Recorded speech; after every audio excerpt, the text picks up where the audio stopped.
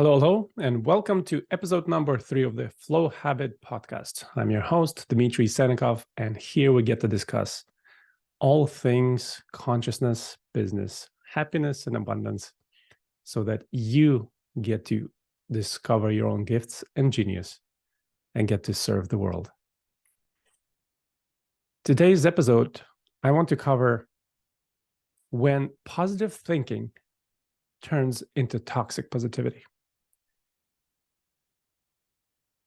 There is a preconceived notion out there in society with major psychology movements about positive psychology that thinking positive and being in gratitude is the way to happiness. And I agree. When we're happy, we're grateful, we're thinking only positive things. When we feel good, anything that happens to us that even is bad, we get to brush it off a little bit, that it's not happening for any bad reasons. It's just a regular event, and it doesn't go inside. It doesn't get us to our core to mess with our day. So an example is when you're feeling good, a guy on the street may honk at you. And when you're feeling good, you're just going to look at the guy and send him some good positive vibes, thinking it's like, oh, poor guy's having a bad day. And you'll simply go on with your day, in a way, rippling out your positivity. And that is an amazing way to be. Yet when you're feeling low and your day isn't going so well, the same guy who's going to honk at you, it is going to touch on something. It's going to press a button inside that's going to activate all of this negativity inside of you as well. And you may explode at the guy, you show a finger, yell at him, like, what's wrong with him? And in a way, this is just the negativity that is already inside that got shown light on, in a way, got spotlighted. And when it got seen, it needed to act out. So what happens when we try to cover up this negativity that is already sitting inside with many of us? What happens is that in a way, when we are taught and conditioned to only think positive, including, especially with men, how men are not supposed to show any emotion.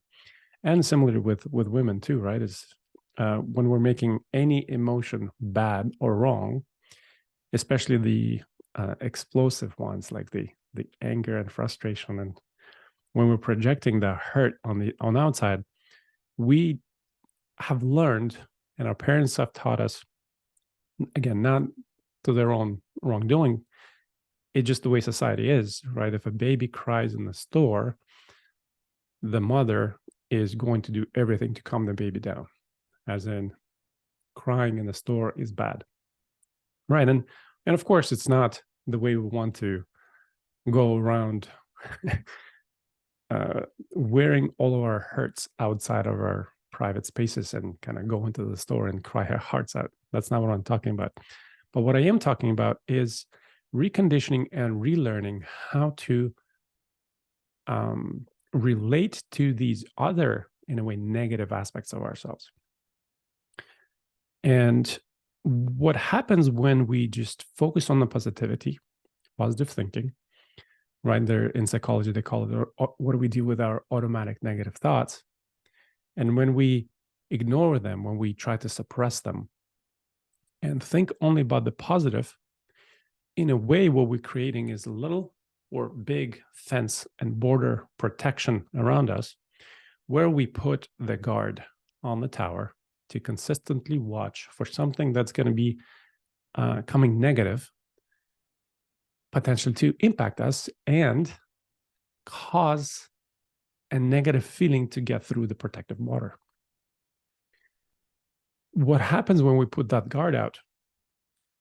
This is the perfect job for the mind to do. It loves protecting us. It's maybe big and sole purpose is to watch out for threats, to make sure that both we simply survive physically, but also that we feel good and thrive. So now we have this guard on the watchtower watching what is out there that's going to be potentially threatening. And what happens when the positive focus on positivity turns into toxic positivity is that now there is a little frustration inside, right? I wake up, I stub my toe, my day is already not going too well. From that point on, the guard is going to be on extra alert. It's going to be watching for things so that my frustration on the inside from the stub toe, so it doesn't get pressed on, which is also what I see and hear, even in professional circles. People are saying, well, if you get triggered, well, how can you escape the trigger? It means you need to control the environment out there so that you don't get triggered. With this huge focus on creating the protection, putting the guard on the tower to watch for any threats. And even then, we get to even go outside of our protective walls to make sure that our environment doesn't trigger the stuff that is already inside. So now we go around our life resisting and escaping and going around any potential circumstance, events, conversations, people that may trigger and cause less than positive reaction and thoughts. We also don't go after such experiences. For example, especially if you're an entrepreneur and you need to grow your business, you are going to try to put the gas pedal on and add a little acceleration to how you want to grow your business, while this bigger part of you, the huge protective walls, the guard of the tower, the controlling of the environment, it is going to be pressing hard on the parking brake to make sure that you don't get into conversations that require conflict, situations that have any possibility of you feeling rejected, have any possibility of projects failing according to whatever the expectation and plan that we set out in place. And so we are creating this perfect storm of not going anywhere. But not only not going anywhere, but now we're just sitting still. We're resisting any growth opportunities. We're resisting any moments that may trigger some of the stuff inside of us. We're also not going after the things that may actually help us move forward. And also, we are attaching ourselves to the environment that feels comfortable, safe, and secure, that we know is already okay for us. That may turn into toxic positivity when we stay in places, jobs, relationships for a little too long, attaching to things that are no longer serving us in a way. So we're resisting and attaching at the same time. While there's this third part of us that actually really wants to make a change. It really wants to make a difference. It really wants to feel happy and abundant.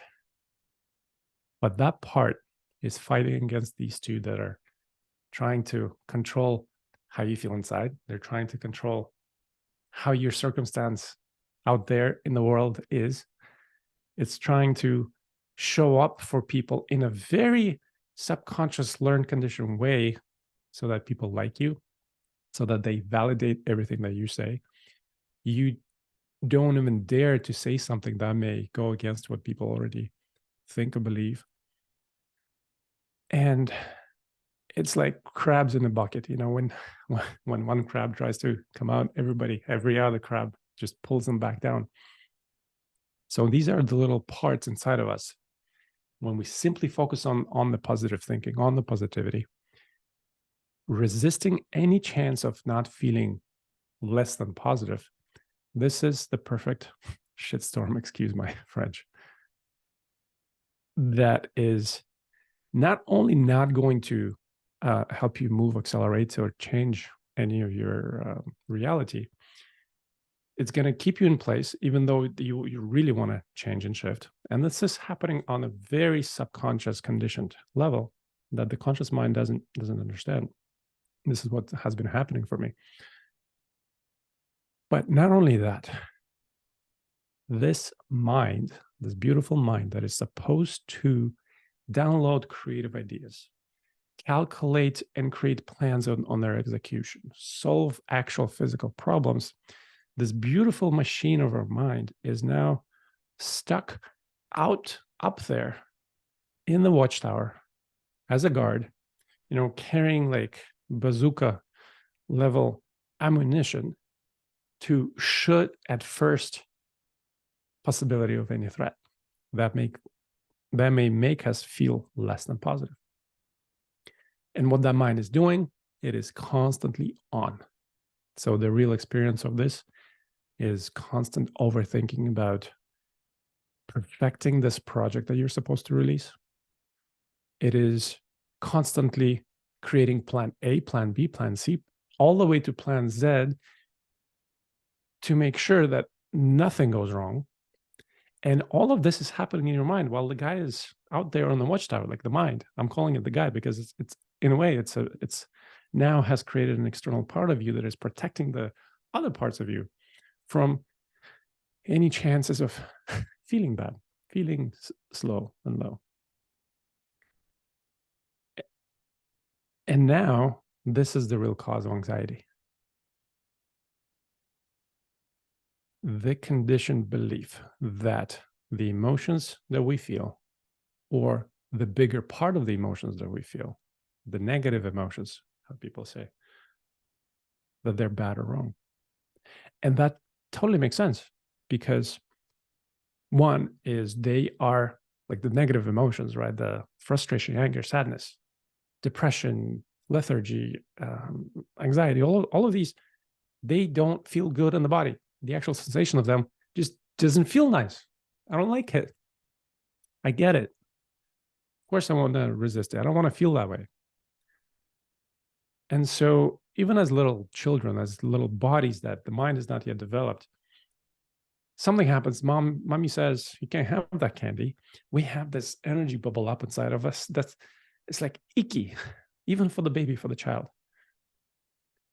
And as a baby, right, the baby just cries in the store and allows the energy to process through the body. But as the baby grows and as the brain and the mind and this consciousness grows, we learn that because the sensation is icky in the body, I don't want to have it anymore.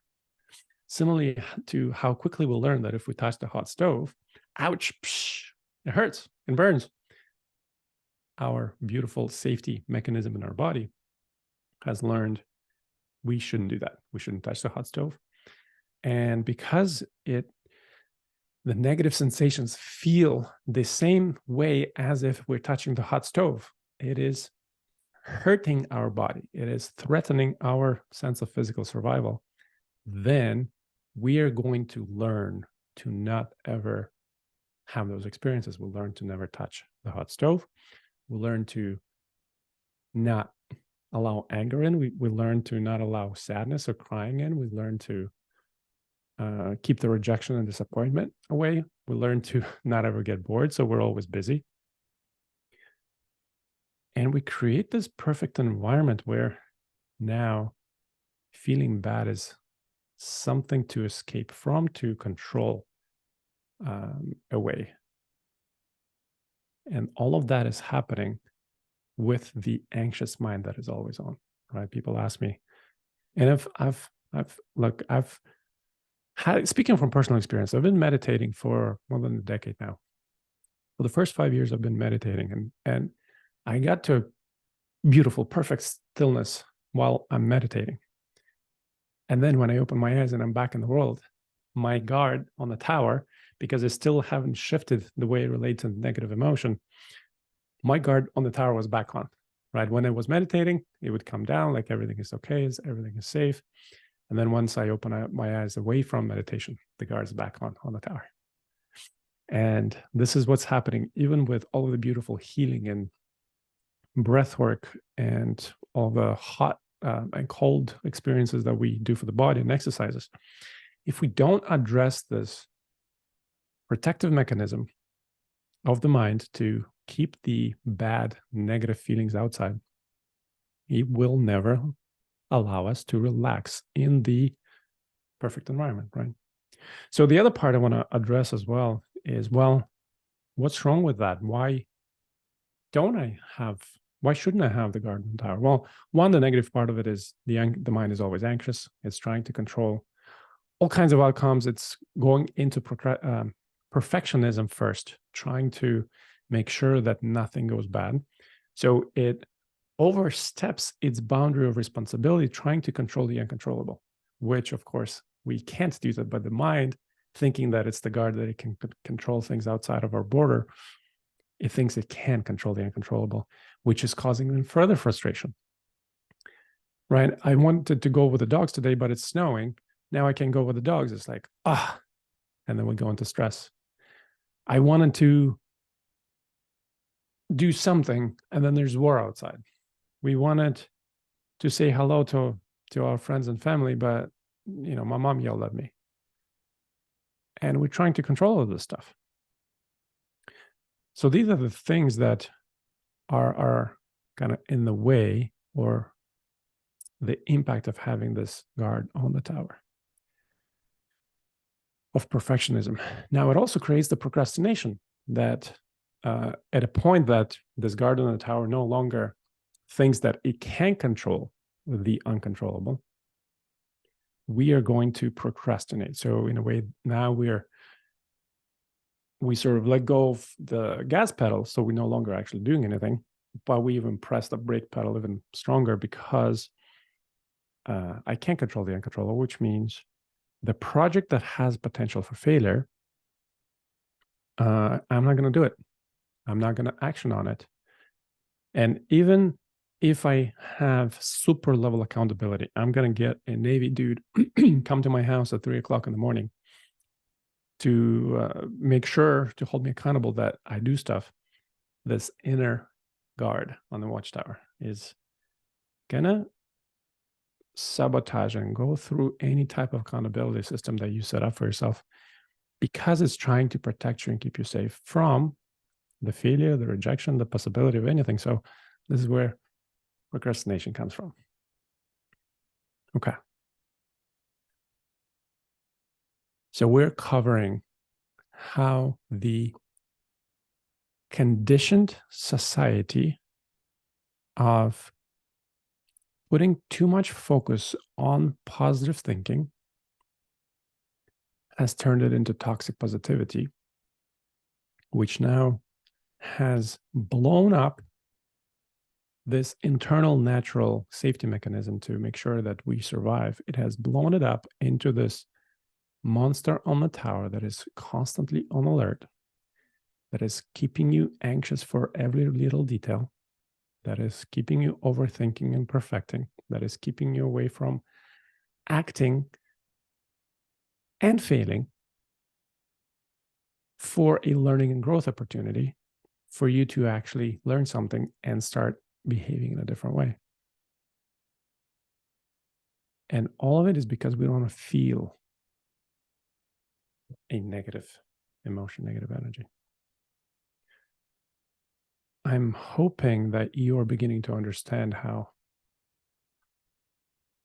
perfectly you have been set up by the system, none of the fault of your own. And even the system itself, right? It just makes sense that the negative emotion feels bad in the body. So I'm going to avoid it as if because I'm, trying to hurt my finger, burn my finger on the hot stove every time that I feel bad. Same thing happens in relationships, right? He or she yells at me. I don't feel good. I'm going to go into huge protection and attack back. It's like, you don't talk to me like that because you're making me feel bad. And that is all that's happening. There's something happening outside of our protection zone, and we're trying to control all of that. So what's the solution? What's the way out of this? Well, we now get to assist our beautiful mind that is only trying to do the best it can do for us, keep us protected away from any threats. but it got a little confused. It thinks that negative emotion is our enemy. And I totally understand. This is the conversation I'm having multiple times a day, how you don't want to feel bad. It feels bad to feel bad. And a mentor of mine, I love her saying that it's not about how we feel, but it's about how we feel about how we feel. Right? I feel frustrated about my business and I feel shitty that I feel frustrated. And now I feel guilty and ashamed that I feel frustrated and angry and disappointed and all of this. And now we're just creating more and more of this negative stuff that really could have been just dealt at the root. So the way we do it in our coaching calls and in our group conversations, we get to take off all of these layers of protection that we have put to get to the underlying feeling of how certain things make you feel. A friend doesn't respond to my message. It makes me feel frustrated that they don't value me and what kind of friendship it is. And if we don't watch it consciously, because we don't want to be rejected by somebody else, because we don't want to be out of control of being feeling rejection, we are actually going to reject them first. And it happens on a very unconscious basis until we start to see stuff that all of the impact that we have created in our life, just because we have been taught and conditioned that feeling bad is bad. So there are several stages that you need to go through in order to get to the point to allow this guard on the tower to come down, to say that any negative emotion, any negative sensation and feeling that I may have in the body, any negative circumstance that I don't want to have, not only they're not threatening, but they're actually my opportunities for growth. And they're the most healing opportunities for me to see something and learn and to shift about myself and how I see myself and how I appear in the world. And kind of one of the stages is to begin to relearn that it is actually safe to be in the body. If only I had a penny for every time that we've done this work in our coaching containers, coaching conversations, doing the energy work, that allowing the body to feel safe, to feel the yucky sensation in the body. Because what happens, there's a beautiful book called 90 Seconds to a Life You Love that has shown scientific evidence that any initial trigger of an emotion releases certain chemicals in the body. And they have shown it, scientifically proven, that that initial wave of chemicals get to be flushed out of the body within 90 seconds. So if we allowed ourselves, and if we learned again how to process the emotion fully in the body, we would have this expression of chemicals in the body, both energetic and chemical. And if we just allowed ourselves to feel safe to sit with that sensation for 90 seconds, it would be out and gone.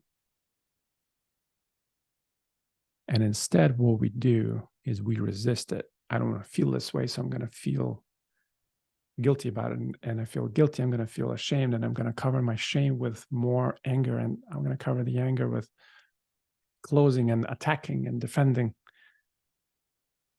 And we're creating this resistance. And I just feel for all the people who have needed to go through decades, 1, 2, 3, 5 decades of resisting a certain energy that made them feel bad. 50 years ago, they have lived their life pushing that sensation away just because they didn't want to allow that sensation, be with that sensation for just 90 seconds.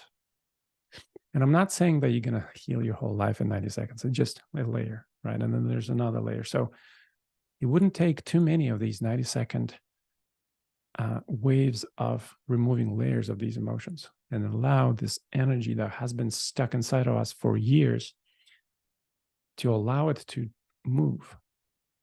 When it moves, when we learn that the bad, negative emotions are no longer our enemy, our mind begins to relax. It's no longer watching for threats. When we learn how to feel, and this is what we do in our containers, like actual embodied feeling and sensation, especially for men and masculine bodies, that it's okay to feel. And here's how to actually feel. The mind relaxes. It has a way greater sense of ease. We're no longer trying to plan out every single detail to make sure that everything goes according to plan. We allow life to bring us mystery and to play with the possibilities, to be curious about allowing lessons to come through. They might come through rejection and failure and trying things that don't work. We stop trying to perfect things and we just create something and we allow it and to show it to the world. We allow feedback to come back into our system about, look, I created this thing. What do you think about it? How does that feel for you? And people will say, well, I hate it. I don't like it. And we allow that feedback in because that rejection doesn't feel good inside. But that I just received a good, tangible piece of feedback that I can now perfect and improve this product, this mic creation that I just created. Now, this feeling of rejection becomes a door opening for me to actually create a better thing out in the world that can serve even more with my gifts and genius. This allows me to now keep trying and testing things and perfecting stuff. And this is how we get to practice and mastery. We're no longer trying to come out perfect from the get-go. We go through 1% improvements at every time. We stop procrastinating on the big projects that we know have the potential of failure because we no longer trying to control the outcome, but we're open to the possibility of how those projects can come about. And we have no idea how projects come about. You've probably have heard millions of stories how Airbnb didn't start as an Airbnb. They tried a number of projects and they kept failing and they kept trying and they kept doing this and that. And then something finally clicked. Same thing with all of the Facebooks of the world and every other company. We have to go through this period of trying, attempting, getting feedback, shifting, changing, pivoting.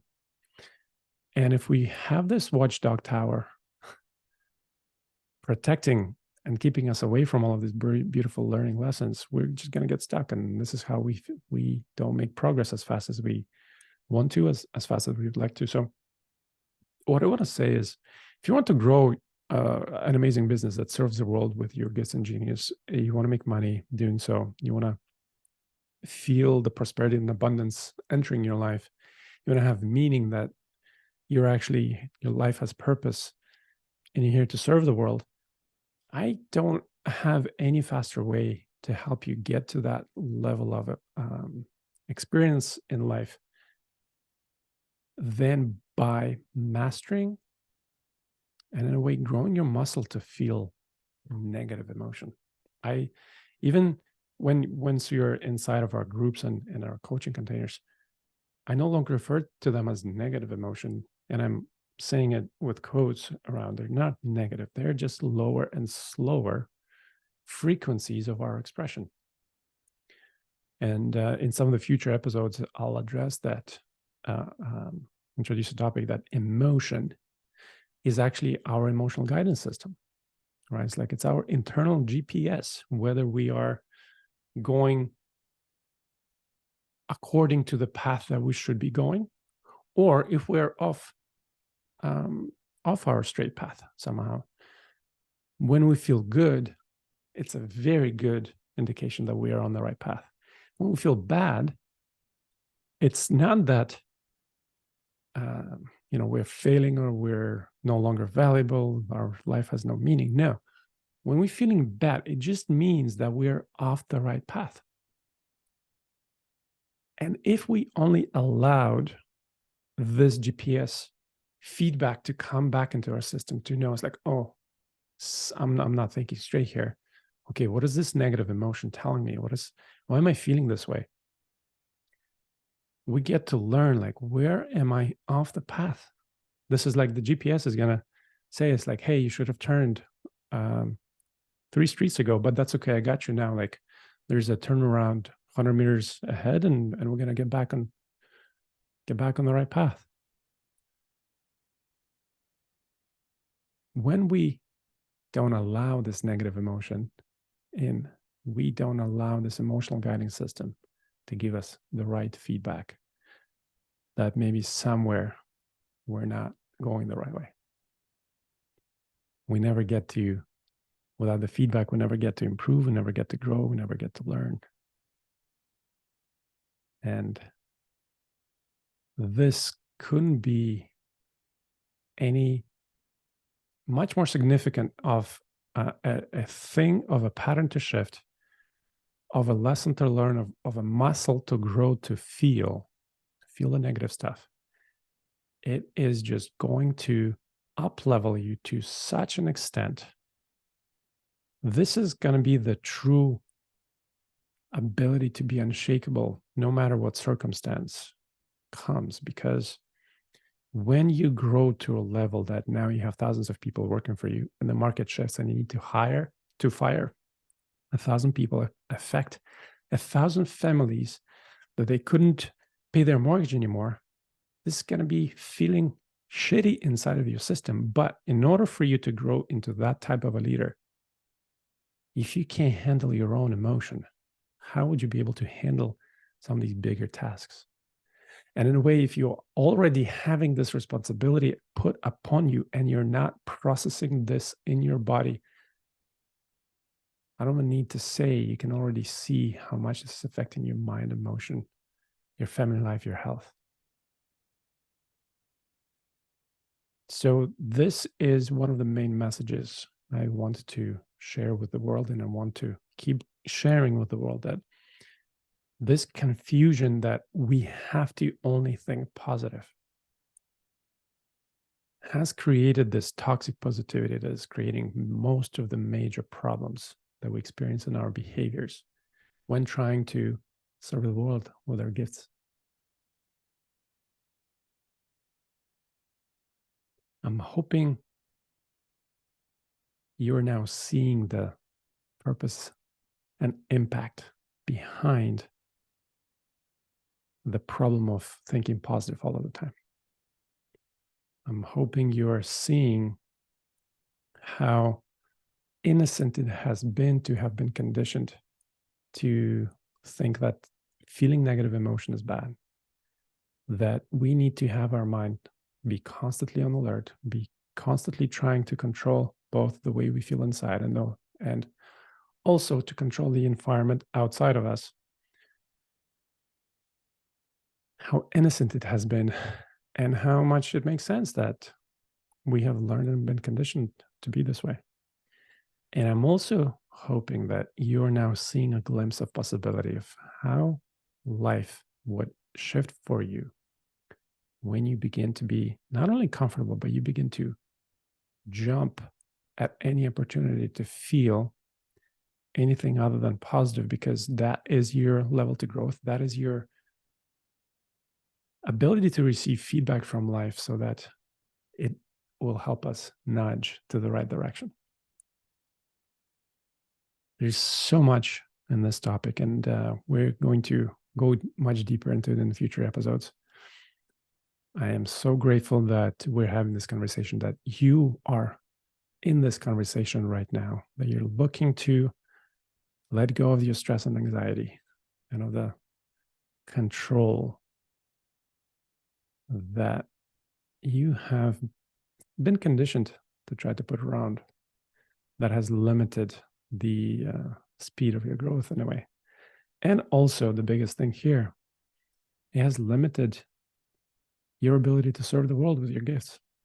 You have genius that the world needs. Everybody does.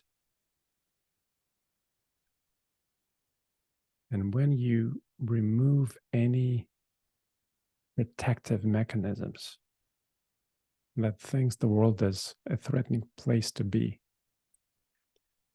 life just opens up in such a beautiful mystery and wonder. Oh, I just can't wait to have you experience and to be a witness and for you to share with the world how much life becomes more beautiful when we open up to feeling some of the negative sides as well. In a way, that's what makes us feel alive. That what's differs between us and robots.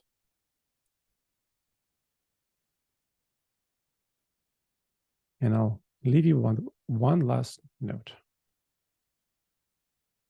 that instead of trying to resist negative emotion, instead of trying to cover it up with something else, we're going to go into the negative emotion. We're going to get the message from it. We're going to inquire, why am I feeling this way? It has nothing to do with the way your business is going. It has nothing to do with the way your partner or relationship or customer, client, prospect has responded to you. It has everything to do with the energy that is you're feeling inside. And when you open up and go in and use the door to go in, when you see the lesson, beautiful lesson behind it, is when then you will show up differently to the outside world. You will serve your prospects. You will close more sales. You will make a larger impact on the world. Oh, I'm so here for this. If you want any assistance with everything that we've talked about today, these are the conversations, these are the embodied practices that we do on our coaching calls, in our group containers. You can just check us out at flowhabit.com. And if you want to dive any deeper, you can reach me. Put a comment if the platform that you're listening to this on allows. Find me on Instagram, just Dmitry Senikov. And I look forward to hear what insight are you getting, what resistances you might be feeling, thinking inside to having this conversation, because that's what I love. I want to get to the depth of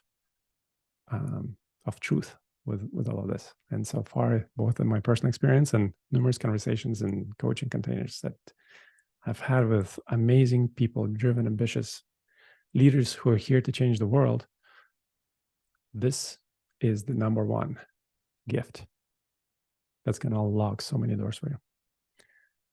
All right. Hopefully, you'll allow yourself to feel bad today if you haven't in a long, long time. I know nobody says that, but this is the way. We'll talk soon. Thanks.